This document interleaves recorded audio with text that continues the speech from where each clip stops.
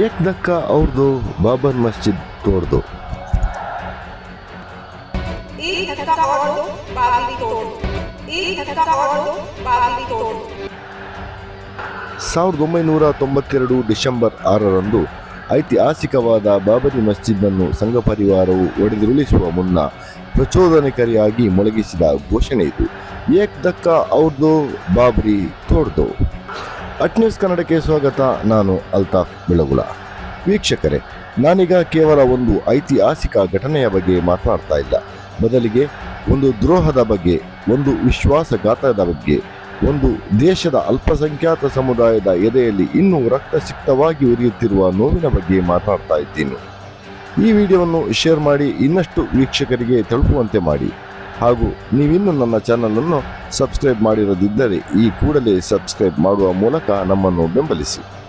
1992 December 6 ಭಾರತದ ಸಂವಿಧಾನ ಶಿಲ್ಪಿ ಬಾಬಾ ಸಾಹೇಬ್ ಅಂಬೇಡ್ಕರ್ ಅವರು ಈ ಲೋಕವನ್ನು ತ್ಯಜಿಸಿದ ಪರಿನಿಬ್ಬಾಣ ದಿನದಂದು ಉತ್ತರ ಪ್ರದೇಶದಲ್ಲಿರುವ ಅಯೋಧ್ಯೆಯಲ್ಲಿ RSS ನೇತೃತ್ವದ ಸಂಘ ಪರಿವಾರದ ರಾಜಕೀಯ ದಾಹಕ್ಕೆ ಪುರಾತನವಾದ ಬಾಬರಿ ಮಸೀದಿಯನ್ನು ಕೆಡವಲಾಯಿತು. ಆದರೆ ಆ ದಿನ ಕೆಡವಲ್ಪಟ್ಟದ್ದು ಕೇವಲ ಒಂದು ಕಟ್ಟಡವಲ್ಲ. ಅಂದು ಕೆಡವಲ್ಪಟ್ಟದ್ದು ಭಾರತದ ಜಾತ್ಯತೀತರ, ಸಂವಿಧಾನದ ಮೇಲೆ ನಂಬಿಕೆ ಇಟ್ಟವರ ಹಾಗೂ ಅಲ್ಪಸಂಖ್ಯಾತರ ಹೃದಯದಲ್ಲಿ ಇದ್ದ ನಂಬಿಕೆ, ಭದ್ರತೆಯ ಭಾವ ಮತ್ತು ಈ ದೇಶದ ಸಂವಿಧಾನದ ಮೇಲಿನ ವಿಶ್ವಾಸವಾಗಿತ್ತು. ಅಂದು ನೆಲಕ್ಕುರುಳಿತು. ಆ ದಿನದ ರಾತ್ರಿ ಅಂದರೆ 1992 ಡಿಸೆಂಬರ್ 6ರ ಆ ರಾತ್ರಿಯ ಆಕ್ರಂದನದ ಘಟನೆಗೆ ಸಾಕ್ಷಿಯಾದವರ ಎದೆಯಲ್ಲಿ ಇನ್ನೂ ಕೂಡ ಅಚ್ಚಳಿದೆ ಉಳಿದಿದೆ. ಆ ರಾತ್ರಿ ಅಮ್ಮ ತನ್ನ ಒಡಲಿನಲ್ಲಿ ಮಕ್ಕಳನ್ನು ಎತ್ತಿಕೊಂಡು ಬಾಗಿಲ ಹಿಂದೆ ಅಡಗಿದ್ದಳು. ನನ್ನ ಮಕ್ಕಳನ್ನು ದುಷ್ಟರ ಮಾರುಕಾಯ್ದೆಗಳಿಂದ ರಕ್ಷಿಸೆಂದು ಸೃಷ್ಟಿಕರ್ತನಲ್ಲಿ ಪ್ರಾರ್ಥಿಸುತ್ತಿದ್ದಳು. ಎಲ್ಲೋ ರಸ್ತೆಯಲ್ಲಿ ಹೋಗುತ್ತಿದ್ದ ಅಮಾಯಕನ ಗುರುತು ಸಿಗದಂತೆ ಕೊಲ್ಲಲ್ಪಟ್ಟಿದ್ದ, ನಮ್ಮನ್ಯಾಕೆ ಹೊಡೆಯುತ್ತಿದ್ದಾರೆ ಎಂಬ ಅರಿವಿಲ್ಲದ ಬಡಪಾಯಿಗಳು ತ್ರಿಶೂಲದ ಹರಿತಕ್ಕೆ ಬಲಿಯಾಗಿದ್ದರು. ಇಷ್ಟೆಲ್ಲ ಆದ ನಂತರ ನಿಧಾನವಾಗಿ ಈ ದೇಶದ ನಾಗರಿಕರಿಗೆ ಅರಿವಾಗಿತ್ತು, ಈ ಪ್ರಮಾಣದ ಹಾನಿಯ ಹಿಂದೆ, ಬಾಬರಿ ಮಸೀದಿಯ ಧ್ವಂಸದ ಹಿಂದೆ ಕೇವಲ ಸಂಘ ಪರಿವಾರ ಮಾತ್ರವಲ್ಲ, ದೇಶದ ಚುಕ್ಕಾಣಿಯನ್ನು ಹಿಡಿದಿದ್ದ, ತನ್ನನ್ನು ತಾನು ಜಾತ್ಯತೀತ ಎಂದು ಬೆನ್ನು ತಟ್ಟಿಕೊಳ್ಳುತ್ತಿದ್ದ ಕಾಂಗ್ರೆಸ್ ಎಂಬ ಪುರಾತನ ಪಕ್ಷವು ಇತ್ತೆಂಬುದು. ಹೌದು, ನಾನು ಹೇಳುತ್ತಿರುವುದು ಸತ್ಯ, ಜೀರ್ಣಿಸಿಕೊಳ್ಳಲಾಗದ ಕಠೋರ ಸತ್ಯ. 1992 ಡಿಸೆಂಬರ್ 6ರ ಆ ಕರಾಳ ದಿನದಂದು ಸಂಘ ಪರಿವಾರವು ಸಂವಿಧಾನದ ಆಶಯಕ್ಕೆ ಕೊಡಲಿಯೇಟು ನೀಡುತ್ತಿದ್ದಾಗ ಈ ದೇಶದ ಪ್ರಧಾನಿ ನರಸಿಂಹರಾವ್ ತನ್ನ ಪೂಜಾ ಕೋಣೆಯಲ್ಲಿ ಕುಳಿತು ರಾಮ್ ರಾಮ್ ಎಂದು ಜಪ ಮಾಡುತ್ತಿದ್ದರು. ಆ ದಿನಗಳಲ್ಲಿ ಕಾಂಗ್ರೆಸ್ ಸರ್ಕಾರ ಅಧಿಕಾರದಲ್ಲಿತ್ತು. PV ನರಸಿಂಹರಾವ್ ಪ್ರಧಾನಿಯಾಗಿದ್ದಾಗ ಈ ದೇಶದ ಅಲ್ಪಸಂಖ್ಯಾತರಿಗೆ ಕಾಂಗ್ರೆಸ್ ಒಂದು ಭರವಸೆಯನ್ನು ಕೊಟ್ಟಿತ್ತು. ನಾವು ಮಸೀದಿಯನ್ನು ರಕ್ಷಿಸುತ್ತೇವೆ, ಮಸೀದಿಯ ಒಂದೇ ಒಂದು ಇಟ್ಟಿಗೆ ಕೂಡ ನೆಲಕ್ಕುರುಳಲು ಬಿಡುವುದಿಲ್ಲ ಎಂಬ ಭರವಸೆಯನ್ನು ಕೊಟ್ಟವರು ರಾಜ್ಯಸಭೆಯಲ್ಲಿ ನಿಂತು ಕೇಂದ್ರ ಸರ್ಕಾರ ತನ್ನ ಜವಾಬ್ದಾರಿಯನ್ನು ನಿರ್ವಹಿಸುತ್ತದೆ ಎಂದು ಭಾಷಣ ಮಾಡಿದವರು ಅದೇ ಕಾಂಗ್ರೆಸ್, ಅದೇ ನರಸಿಂಹರಾವ್. ಕಾಂಗ್ರೆಸ್ನ ಇಷ್ಟೆಲ್ಲ ಭರವಸೆಗಳ ನಂತರವೂ ಆದುದಾದರೂ ಏನು?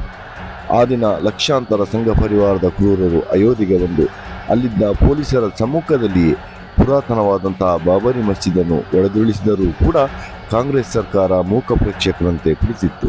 ಇಷ್ಟೆಲ್ಲ ಅನಾಹುತಗಳು ಆಗುತ್ತದೆ ಎಂಬ ಅರಿವಿದ್ದರೂ ಕೂಡ UP ಸರ್ಕಾರವನ್ನು ವಜಾ ಮಾಡಿರಲಿಲ್ಲ. ಸೇನೆಯನ್ನು ತಯಾರಾಗಿ ಇಟ್ಟಿದ್ದರೂ ಕೂಡ ಸೇನೆಯನ್ನು ತಕ್ಷಣ ಕಾರ್ಯಾಚರಣೆಗೆ ಇಳಿಸಲಿಲ್ಲ. ಬಾಬರ್ ಮಸ್ಜಿದ್ ನೆಲಕ್ಕುರುಳಿದ ಸುದ್ದಿ ಸಿಕ್ಕಿದ ನಂತರ ಅಂದಿನ ಪ್ರಧಾನಿ ನರಸಿಂಹರಾವ್ ತನ್ನ ಪೂಜಾ ಗೃಹದಿಂದ ಹೊರಗೆ ಬಂದಿದ್ದು ಹಾಗೂ ಉತ್ತರ ಪ್ರದೇಶದಲ್ಲಿ ರಾಷ್ಟ್ರಪತಿ ಆಳ್ವಿಕೆಯನ್ನು ಜಾರಿ ಮಾಡಿದ್ದು ಮಸೀದಿಯ ಧ್ವಂಸದ ನಂತರವಾಗಿತ್ತು. ಅಂದರೆ ಎಲ್ಲವೂ ಮುಗಿದ ಮೇಲೆ.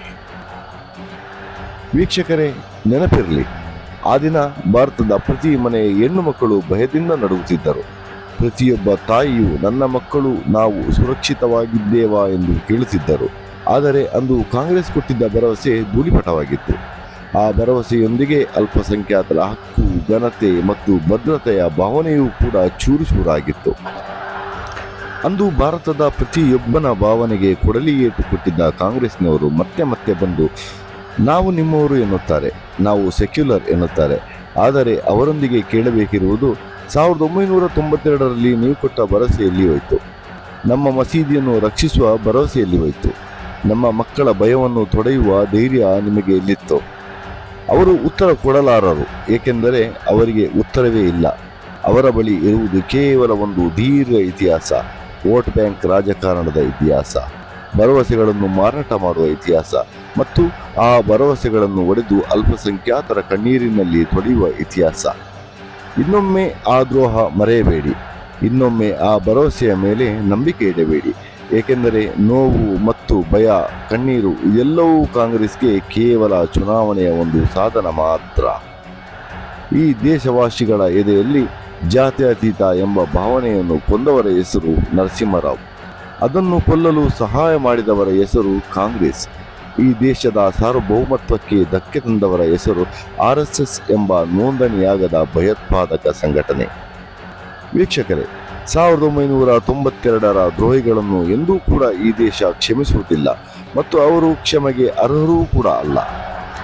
ಈ ದೇಶಕ್ಕೆ ದ್ರೋಹ ಬಗೆದವರು ಚುನಾವಣೆಯ ಸಮಯದಲ್ಲಿ ನಾವು ಹಿಂದೂ ಪರ, ನಾವು ಮುಸ್ಲಿಂ ಪರ ಎಂದು ಬೊಗಳೆ ಬಿಡುತ್ತಾ ಪ್ರತಿಯೊಬ್ಬರ ಮನೆ ಬಾಗಿಲಿಗೆ ಬಂದು ಭಿಕ್ಷೆ ಬೇಡಲು ನಮ್ಮ ಮುಂದೆ ಬಾಗುವಾಗ 1992ರಲ್ಲಿ ಈ ದೇಶದ ಪ್ರತಿಯೊಬ್ಬ ಅಮ್ಮಂದಿರ ಕಣ್ಣಿನಿಂದ ನೆಲಕುರುಳಿದ ಕಣ್ಣೀರನ್ನು ನೆನಪಿಸಿಕೊಳ್ಳಿ.